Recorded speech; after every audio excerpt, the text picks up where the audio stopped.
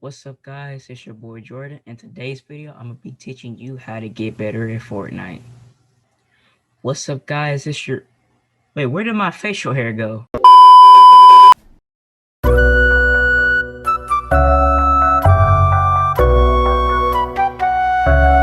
Now, on a real note, what's up guys? It's your boy Jordan back here with another video.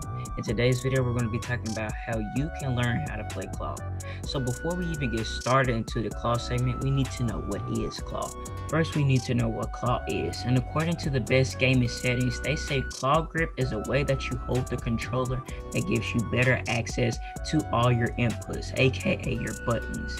Once you put your index finger over your D-pad and over the top right of the face of the buttons, triangle, circle, square, and X, it helps you improve your gameplay. Now, a lot of people may say, why should we play Claw? And the reason why we should play Claw is one of the main reasons is because your thumb, it does a lot of things in a regular standard grip. Since you're playing standard grip, once you have your thumb on your analog stick, and let's say that you try to go for a 90, you have to take your thumb off your analog stick and on X. Though if you play Claw, you won't have to take your analog stick off at all. Another example is when we used to do the Tfue Classic. That used to be way popular back in the day. For the Tfue Classic, you have to jump, aim, and shoot. But if you play standard grip, you have to jump and it will pretty much have to flick with your thumb for you to get a perfect angle on your opponent, as well as you will have to press circle as well for you to build over once you got done shooting.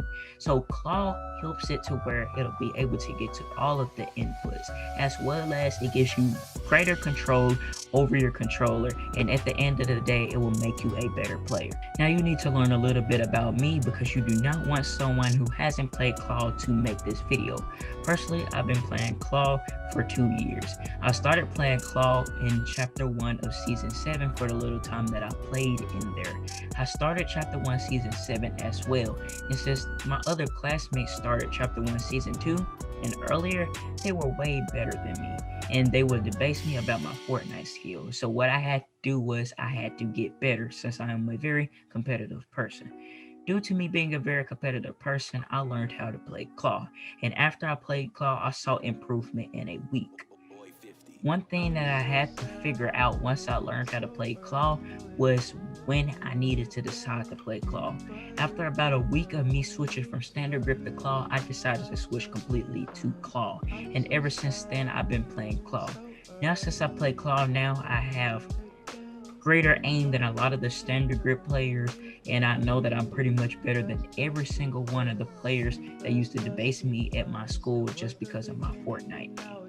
Okay, now that we're here, we need to know the types of Claw. So I have two controllers. This is my controller, and shout out to my boy Braylon for letting me borrow his controller. Link for him will be down in the description down below. So when we learn how to play Claw, we need to look at some certain things. And one of the biggest things that we have to look at is the type of controller that we decide to use.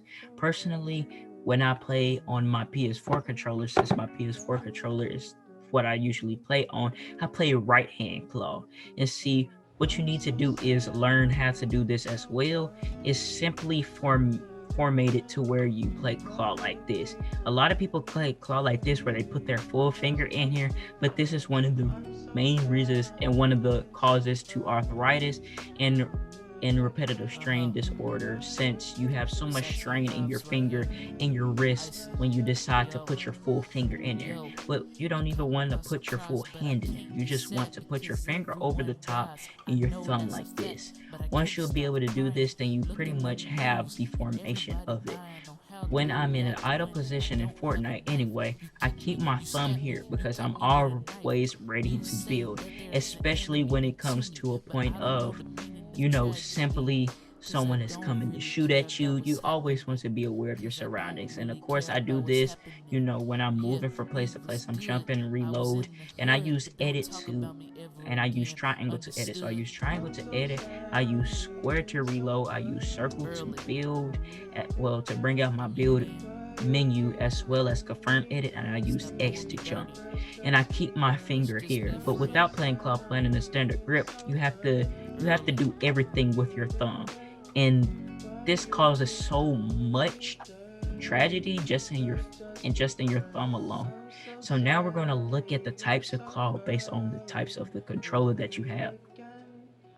So for a PS4 controller, you could play right hand claw, which is what I have here. You can play left hand claw, as well as you can play double hand claw. And see, I see a lot of people playing double hand claw now, but I don't really see the point in double hand claw. So please tell me in the description down below, why do you play double hand claw? And I will be able to reason with you if I agree or disagree with it. But on the other hand, on a Xbox controller, you can't play left hand claw. And the reason why is because your index finger is on this analog stick, which in return makes your aim worse than when you play standard claw. So standard claw for an Xbox controller is this, and it is way worse since you have to go further distance for you to get to these buttons anyway, as well as these buttons.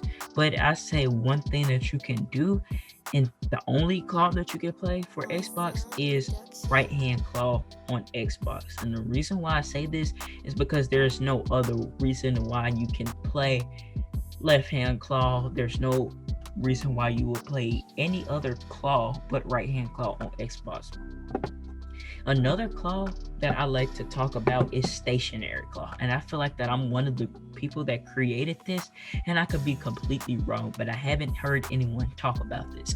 So basically, since I play right hand claw, once I go into my build menu, I switch fast to here so I can play a stationary double hand claw. And the reason why I do this is because I use my D-pad when I crouch and build. Now I use crouch for, a certain amount of reasons. One of the reasons I could say, without a doubt, when I'm going for my Mongrel Classic, I decide to crouch because usually if someone has really good crosshair placement, they will already have your crosshair on your head. But when you crouch, the amount of damage it does decrease, as well as it's a move that I'm pretty sure Noah Riley does, that once he places a wall, he edits it, does the top right tile, the top 3 right tiles, and then after that he crouches right above after he confirms the edit. That is one of the things that I do as well. So there are many factors why I use stationary. Now there are stationary left as well. If you already play left hand claw and you manage to use these, however you manage to use these, that is also where you can use stationary claw in as well. Now the final thing that we need to talk about before I teach you how to play claw in Fortnite is injury and prevention. So I did talk earlier about arthritis and RSI, or repetitive strain injury. You can get arthritis by the straining of different muscles in your hands, from your feet, from all different areas. But the way that you can get arthritis is through RSI, or repetitive strain injury. The reason why you can get this is because you're constantly doing this, and it is tearing the muscles inside of your fingers or wherever the problem is happening in, which in result cause deterioration in whichever area that it is caused, which will cause arthritis. So for an example, when you decide to play claw, when you are learning how to play claw, I advise you not to just starting to play claw. What I advise you to do, if you already play standard, I think that you should devote 1 to 2 hours a day just for you to play claw with the different tips that I'm gonna teach you all. And then after that, after you do those steps, then I think it'll be better for you to wait about a week after for you to go fully into claw. A lot of people, what they also do is they like to do different warm-up techniques before they decide to get on Fortnite or any other activity by doing different stretches. And personally, I don't do it because I don't need to do it, because I don't have any strain, and I've been playing claw for so long that I've gotten to a point of being perfect or having perfection when I'm playing claw. So for me, I don't need to worry about any or I don't have to worry about any stretching that I would have to do. Now, another way that I could talk about prevention is simply looking up different videos after if you're having straining, and I will have some in the description down below of some exercises that you can do if you have straining, because a lot of people, they like to over exaggerate the effects that claw can have on you about arthritis. And you can get arthritis through anything. You can gain arthritis through spider claw, standard claw, as well as octopus claw and regular claw grip itself. So do not make it to where people embellish what claw can do to you, because personally claw hasn't affected me, but I do know other pro players that it has affected, that I feel like, it's some certain things, some certain steps that you need to take to prevent it in the first place. So you can't just go straight to it, and if you just have regular smooth movements, which you will get once you play claw, it will tremendously help you as well. But now, since we've gone over the simple things, I'm gonna teach you some tricks on how you can learn how to play claw. Alright, so now that I've taught you everything that you need to know before we get into claw, now I will be teaching you the tips and tricks that I think that will be the most effective. Now, I really have two main tricks, but there are more tricks on down the line. So, first we need to find out our sensitivity, and pretty much what we're going to do is, if you want to have a more harder course, I say bring out the combat.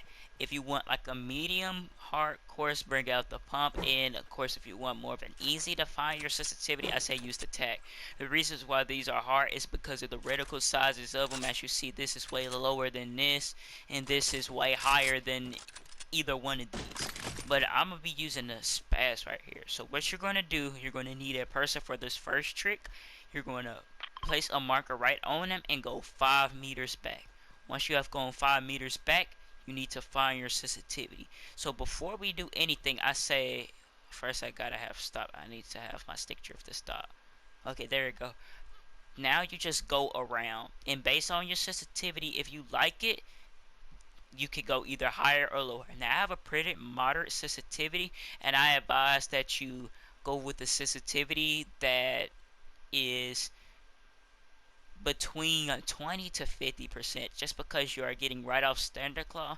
Now you may go higher or lower, whichever is your preference, but I say the average is around there. So once you get around the sensitivity that you want, you're going to go around and shoot them, and you're just going to try to find your target, and you're just going to keep shooting them.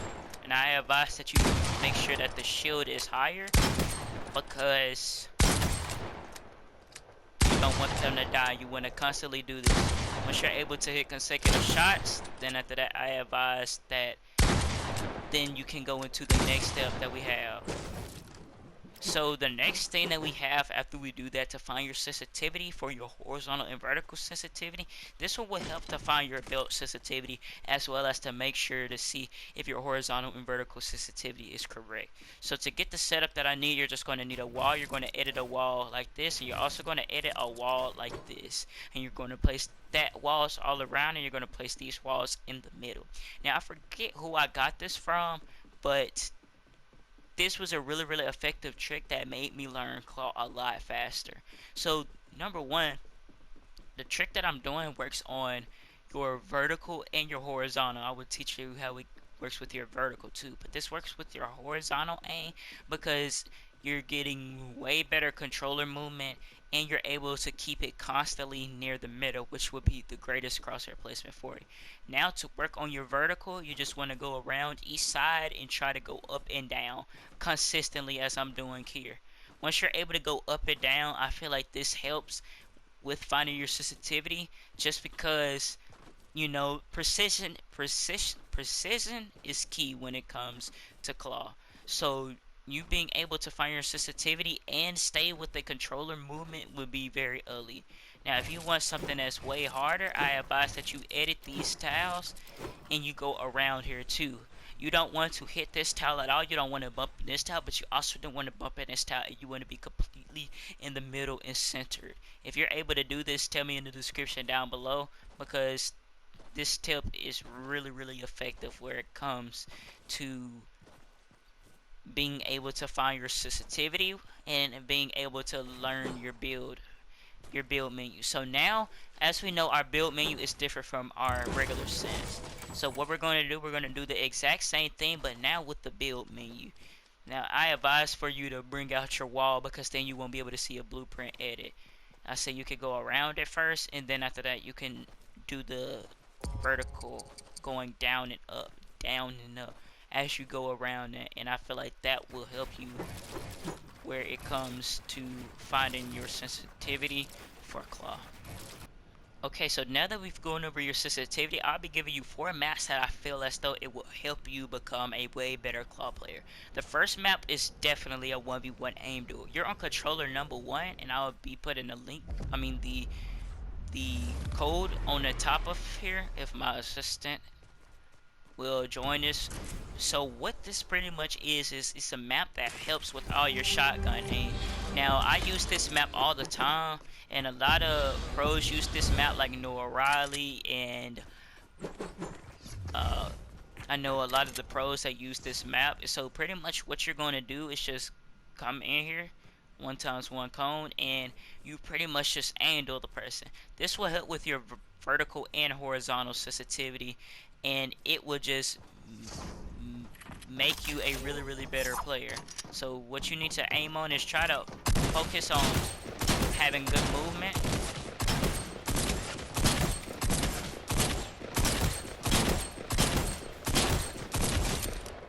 And you just constantly do this with a person that you decide to aim duel with. I advise controller players, since they have better aim, as well as work on your movement. Decide to strafe right, because strafing right is better. That's a pro tip.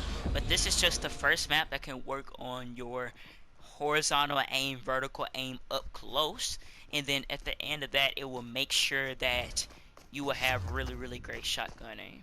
Our next map is the Scavenge Aim Trainer Novice Edition. The reason why I like the Novice Edition is because the tile frenzy is a little bit different, but this will pretty much works on your long range aim and your really good reticle placement.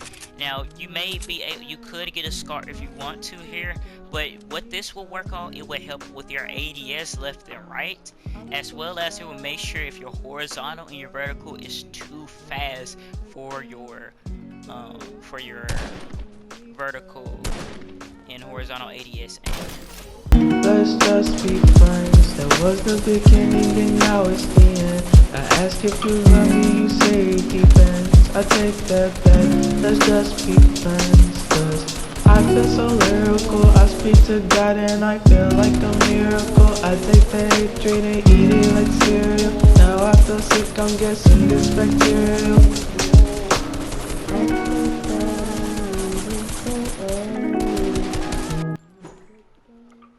I say another one that you should work on, especially in this, is horizontal vertical. Both bounces, the tile frenzy, as well as the Mongo classic, and the 360 trackhead and reaction time is really good as well. Now, all of these are really good, but the ones that we'll be mainly focusing on today is horizontal, the vertical one, and this one. Now, this one I really like because you can't see yourself, and I want to say pull out your SMG for this one, just because, you know, we're working on just reticle placement. Of course, you're going to see yourself at times, but majority of the times it's just reticle placement, as well as this will be really beneficial for you, just because you can get your aim better, just because you're using an SMG now that's doing very little damage and has a wider crosshair placement compared to an AR that pretty sure has smaller crosshair placement, as well as better aim assist. The next thing that we have is Flea's Editor Dictionary. Personally, I just started using this about, I want to say, a while ago, but this is really great a really great map just for editing. Your editing will help with your editor sensitivity to find the best editor sensitivity that will work with you.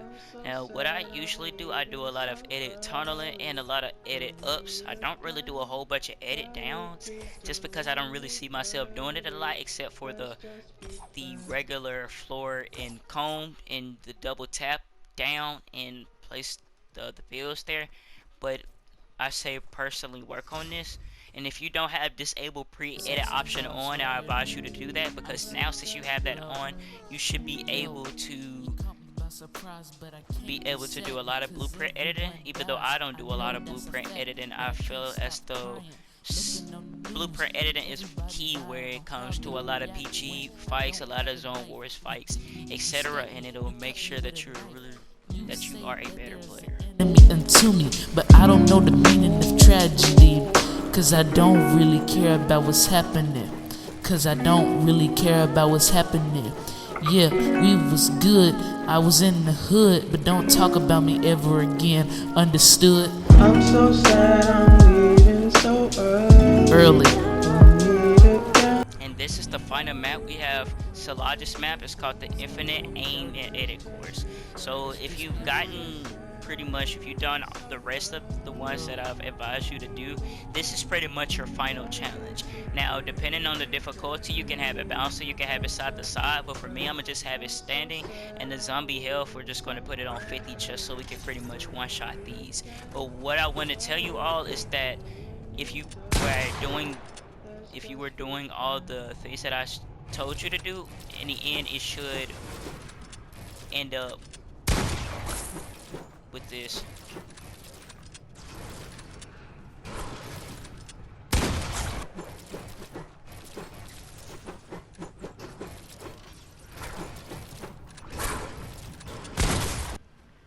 So yeah, those are all of the maps that you will have to use. Thank you all for this video. Make sure if you really liked it to please support me by smashing that like button and subscribing for more content like this, knowing that it took a lot of time just for me to get all the ideas to come up with, as well as getting all the tips, as well as getting just editing this video as well.